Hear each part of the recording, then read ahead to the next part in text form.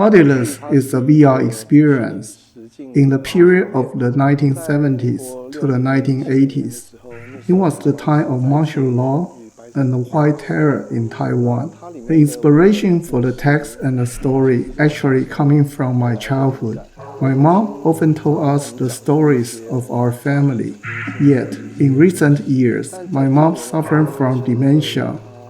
So I thought perhaps I could turn the stories she had told us, the place we lived, and the people and the things back in the days, into an experience beyond reality, so that one day, when I finish, I could give my mommy a vision of her story.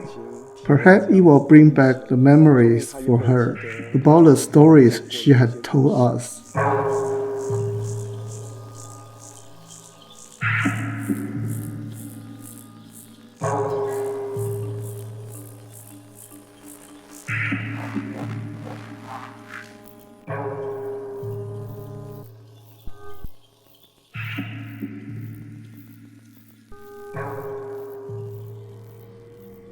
I believe now that we have things like VR, we will also start to remember our past through different means, and that will affect us in the ways we experience things.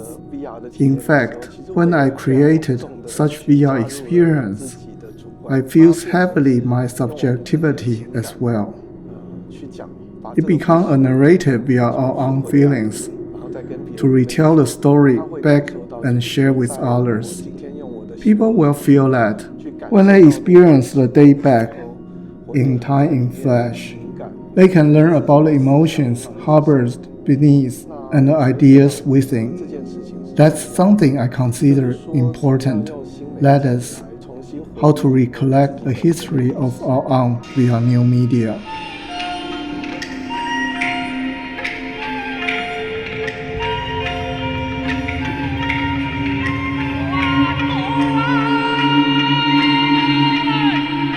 Bodiless is based on the folk practice local to Taiwan, such as Wangye boat burning, Qiyue and Ba'ye, 8 generals, parade array, and other folk elements. They are individuals who suffered much in history, who might have encountered misfortune.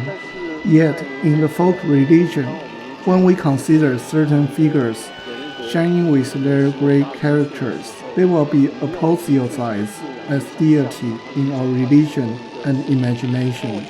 I think of it a process in the society to transform injustice into justice.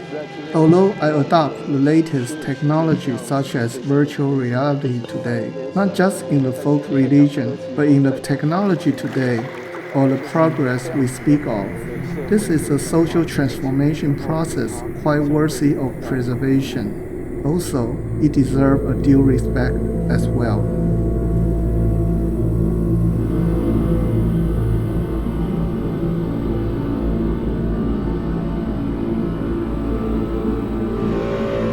With VR, we may touch upon spaces more unknown to us.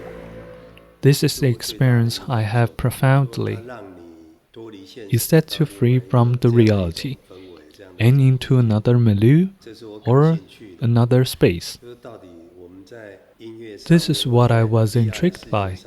That is, in terms of music or in terms of visuals in VR, where do we take the audience to through the medium? Is it to inspire people's imagination, or to convey certain messages with these images? Then, I also find it interesting to visualize something more metaphysical. That's actually quite fascinating.